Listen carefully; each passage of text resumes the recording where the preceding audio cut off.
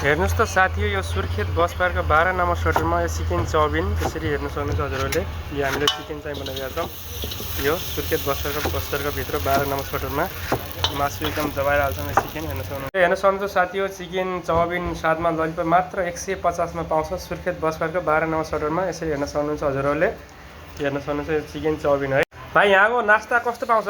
एकदमै राम्रो लागिरहेको नास्ता मिठो पाउँछ होइन। कहाँदेखि आउनुभयो हजुरहरू? यतै बस्छौँ गाडीवाला हो हामी। ए हो। अनि दाइ, कस्तो छ यहाँको नास्ताहरू? एकदम मिठो छ नि? हजुर फेरि सम्झिएर आउनु होला। उहाँहरू टिकटक हेरेर आउनु भएको रहेछ सुर्खेत बस पार्क। अनि यसरी हाम्रो नास्ताहरू खाना भाइहरू आउनु भएको रहेछ।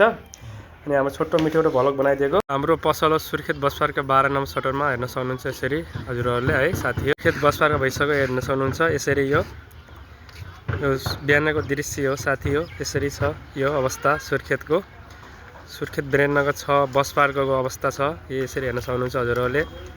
यो हाम्रो पसल दैलेख रोड सिधै वारिपट्टि हाम्रो पसल छ।